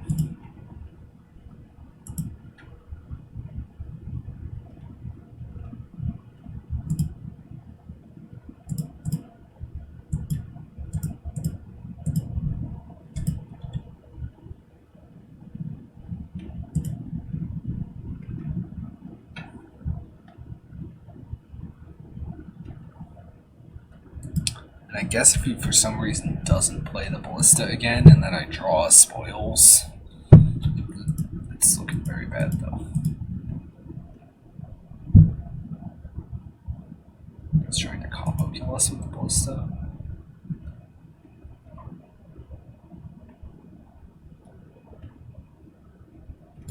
Sure. Make sure it picks us. Sure. Okay, so we're down a game to like Heliod, Ballista nonsense. Some paths are decent. Echoing Truth. I want Slaughter Pact. Slaughter Pact seems questionable. Path, Echoing Truth. I guess they are maybe fairly likely to have a hate bear of some kind. Cut and Serum. Go like this. This seems decent. This is just a clean turn 4.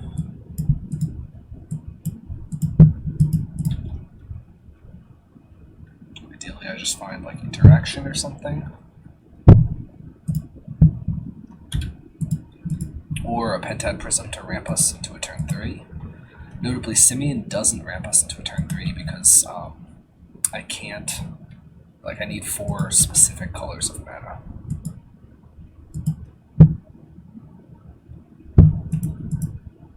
Okay, hit a Burden. Probably a Mana Dork.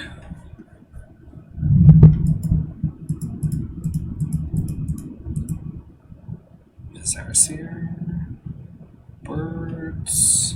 Carrion Feeder. Thoughtseize. I didn't realize they played Thoughtseize. I guess it makes sense. They're playing black. Bring in the interaction. Take one of our combo pieces, that's kind of annoying. Maybe hopefully they take like spoils and then we draw like inverter, for example, though. That would be good because then I can inverter an oracle.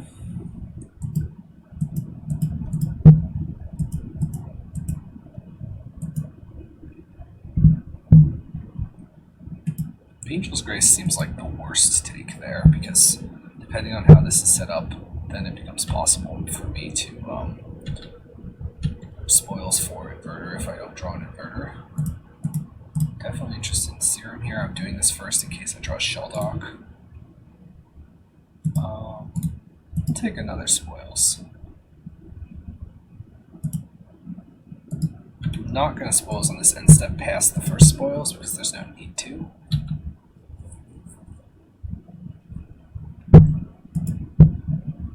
He's got a Noble.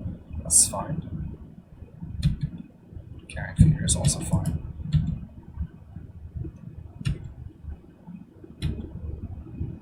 So now on end step, I'm looking at spoils for Grace and then win next turn. I know there's only 3 Grace left in the deck. Did I board out an Unlife? I did not. But I can't spoils for Unlife slows everything down by a turn, so I think it's probably better spoils for Grace. Let's see how much damage he does to me if it's just going to be the 2. Probably it's just going to be the 2. And again, I could also spoils for inverter. Don't like that option as much though, I don't think. Let's see what he does. I have like a counter spell to get Cord. Let's go Coco. That's fine. Birds and fix 2 cards that do not matter. So we win if Angel's Grace is in the top 18 cards of our library. Otherwise, we lose.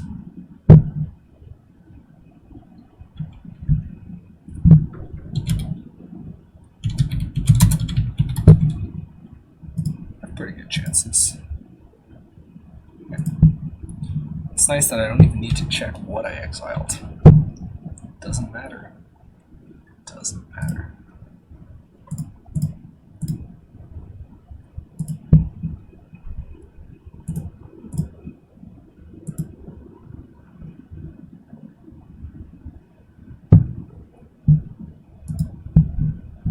Cool. So if they have Thoughtseize, I don't think I'm interested in Veil still. Yeah, I don't think I'm interested in Veil. I'm starting to think that their creatures don't actually matter. Do they matter? I'm on the draw this time. Fine, they matter. If they have, like Serum if they have Thoughtseize. We'll cut a path. Just try to be faster. I could also cut an inverter. Inverter seems kind of medium here. Ooh, this could be very good because we have Spoils Grace. Also have an Echoing Truth if they have some sort of Hate Bear. Turn 1, I'm going to play a Shelldock and hope I hit a blue card. When I say blue card, I mean Jace or Oracle. I understand that Serum Visions is also a blue card.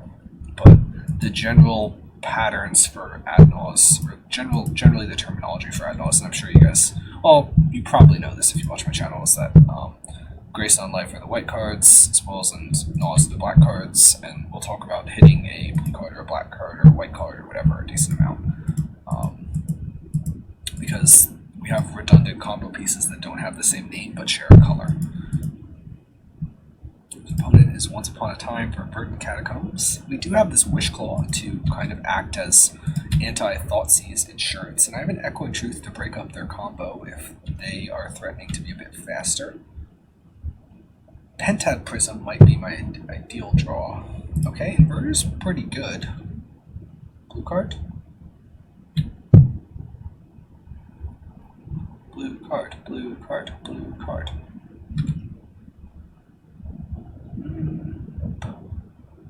So I'm going to put an Angel's Grace underneath because that seems like a thing I might need if my library is small, potentially. It seems more important than the Serum Visions.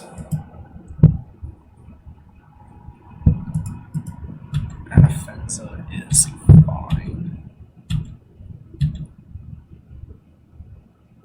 Snow Swamp Wishclaw. Pass.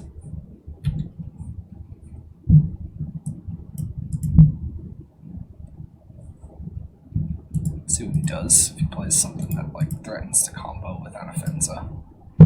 Got Finks or whatever. Damping Sphere, that card doesn't matter. We care about Damping Sphere even less than normal at Naus, I think. We do have this Echoing Truth if for some reason it does end up mattering.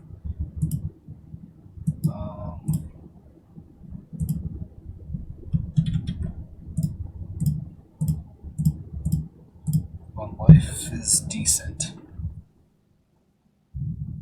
Because now if I get one more land, I have...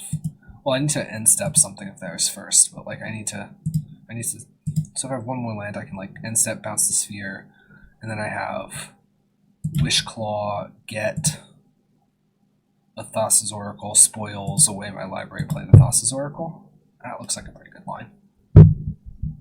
Holding up a Coco, I'd imagine, here.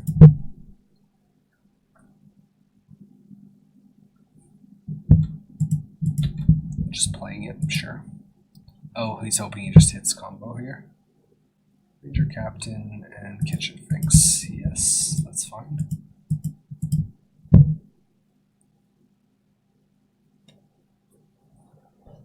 Ranger Captain matters a little bit. Kitchen Finks doesn't really. I'm probably going to be holding up this Echoing Truth for interaction next turn.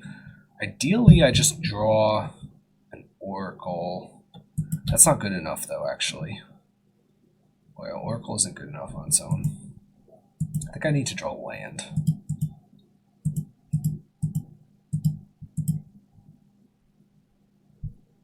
Alternately, I could Wishclaw for land. And then try to bounce them on end step, and then I have Gray Spoils. Or... No, but I don't have Oracle then. Duh.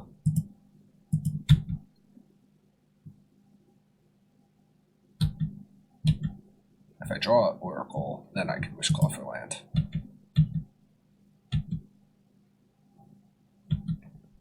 What creature did he get? I got the Saraseer, so he's threatening to gain infinite life. And have infinite bolster. Both of these things don't actually matter. Land. That's fine.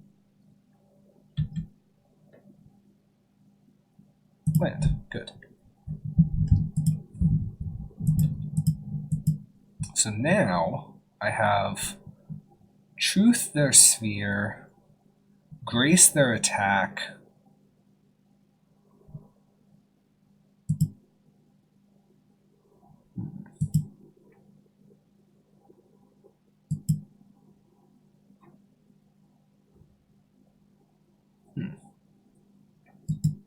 Alternately, I Wishclaw for... No, I don't think I Wishclaw now. I think I just pass.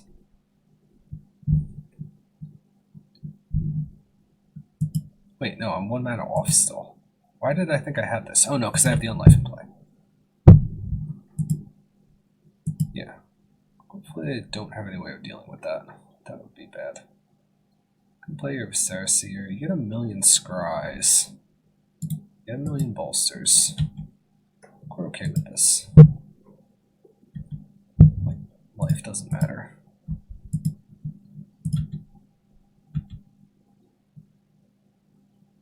That's fine. So I think the only way this goes wrong now is if... Oh, no, he's just... What's he doing? Carrying Feeder doesn't matter. I think we just win. Unless he has enchantment removal.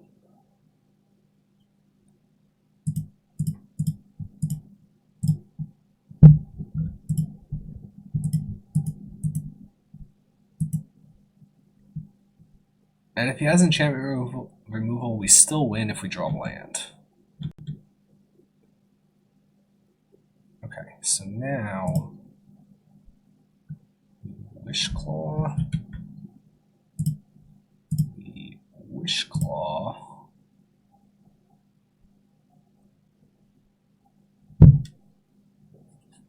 For for a Thassa's Oracle. He spoils away our library. And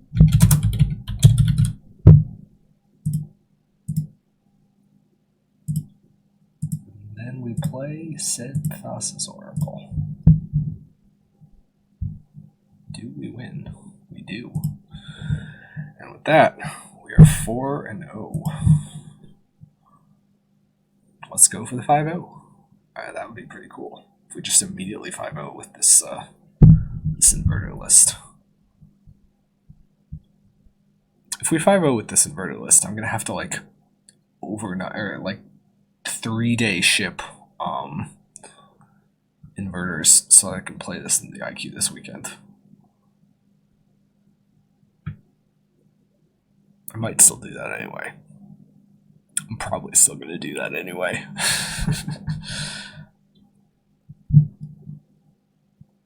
Hopefully with Adnos getting back into more testing, I'll be able to get some other Adnos players, or I guess now we should call it Thassa's Oracle combo players, to join me for some leagues. Adnos recently got second place in the SCG Classic, so that was pretty exciting. And it was a list running, it was still running Ad Nauseams, but it was running 4 Thassa's Oracles as well.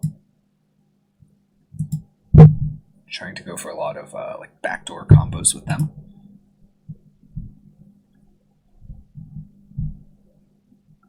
We're against Papelucho 10. Alright, what you got for me, Papelucho 10? We have Wishclaw, we have a white card, we have a Serum Vision, so I'm liking this hand. We are on the draw, so I'm liking that a little bit less. If they're an aggressive deck, I have both Unlife and Grace, that's promising. We have a Pentad Prism for a bit of acceleration, so we're looking at turn 1 Serum Visions, turn 2 Pentad, turn 3 Unlife. Blighted Agent, our worst nightmare. Final boss, Infect. Glistener Elf. Even worse. We do have a Pact, so that's something.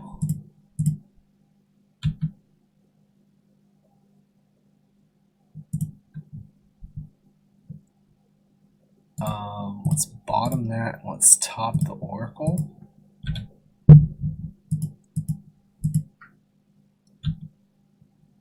If he tries to play the Blighted Agent, I need to strongly consider Force of Willing it.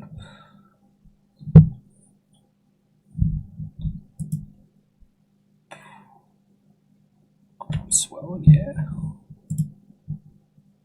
What you got? What you got? You have a turn 2? Rancor, sure. 7-5. Trample the Infector. Don't like that one bit. Don't like that at all. 7 Infect. I'm going to have to burn this Pentad to play a Thassa's Oracle. It's going to feel really bad. Don't want black mana. Good thing I clicked on that first.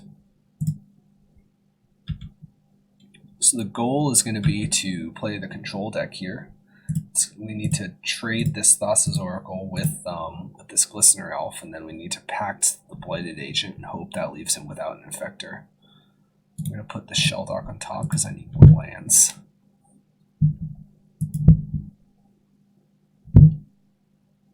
Next turn I'm looking at playing Wishclaw. Oh no, I'm going to have to play this Grace, so next turn I'm looking at playing nothing.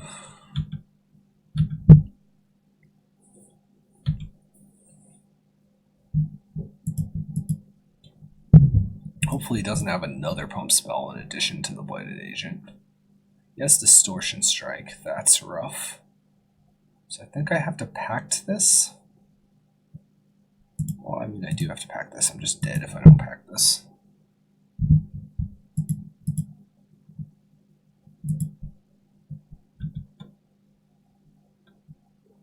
Now if he doesn't have... Oh, he didn't get comments. What's this?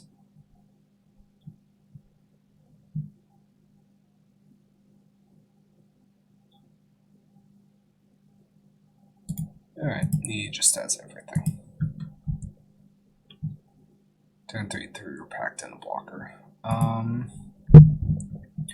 So we would like removal, bounce, and I think we probably want Thoughtseize.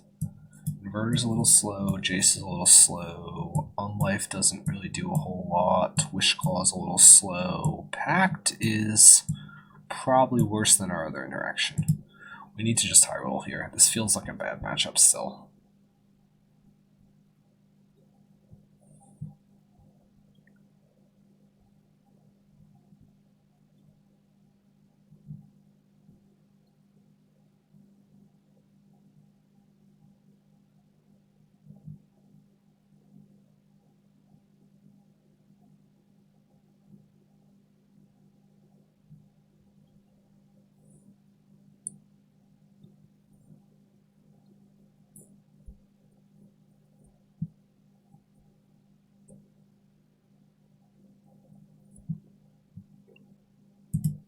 I would like to play first, and I would not like to keep a no-lander. This is definitely better. Question is, do I ship a Simian or do I ship a Serum? I think I ship a Simian because I'm not playing this turn 1 Pentad anyway. And that means I'm turn 1 Seruming to find more lands. I have most of a combo.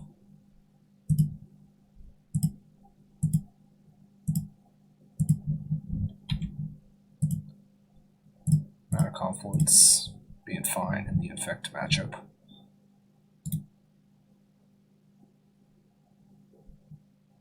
I need to think about these. So next turn I draw the Dark Slick, I play a Pentad.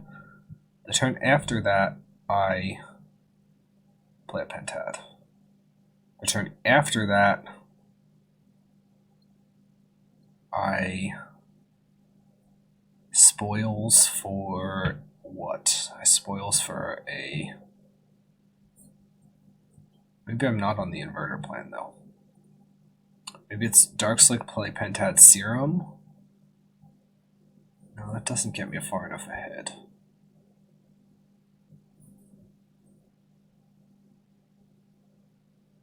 Maybe next turn it's... I think I'm going to bottom that. I'm going to top the Dark Slick. I don't really know. I didn't think it out fully. That's just feel. It's just gut. It's 1:30 in the morning for me. Sometimes you just got to go with your gut. That's bad. Don't do that. Don't do that in an actual tournament. I just, just winging it. We might just get turn 2'd here. Oh, it's a Noble Hierarch. We're probably getting turn 3'd then if it's not that. Hopefully we can find some interaction maybe. Definitely going to just play this Pentad out. Next turn I'm looking at... Ideal would be just to rip an Oracle off the top. Barring that, we'll Serum Visions and go from there. Unless we draw a land, we might be able to spoils for Oracle and then Inverter.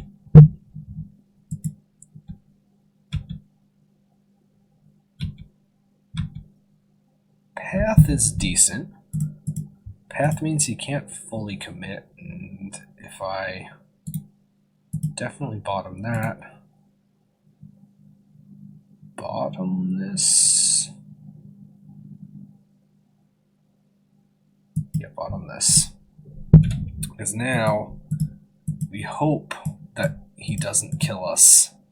If he does threaten to kill us, then we path. If he doesn't, then we spoils on end step for an Oracle and try to win. White Emerald Cross is fine. What else you got? Rancor is fine.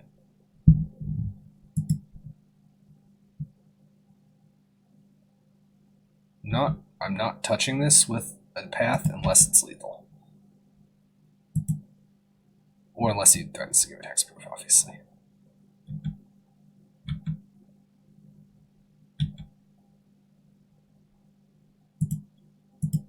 that could indicate that he has like some sort of interaction, like a spell pierce or something. He's tanking on this, which I don't like.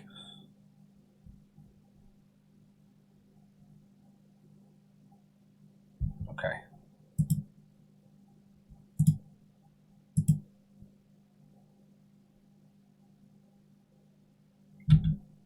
Let's see. Snow Swamp.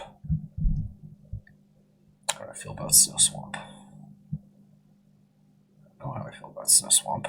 I would like to path this Blighted Agent. If he has a hexproof thing, he's gonna be able to do it anyway. And this at least tells me a little bit more about what I might need to do on a later turn. And this gets through a Spell Pierce. Okay, so he has a Blossoming Defense. So waiting there doesn't help us with this. So now I need to spoils for one of my one-of removal spells. Is that where we're living right now?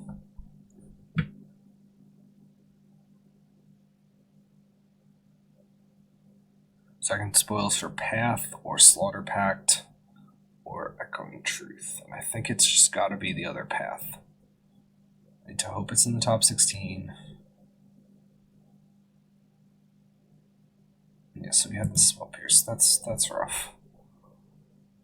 I'm just thinking if I have any other lines here. I don't think I do. I can't do anything with Inverter. Grace doesn't do anything.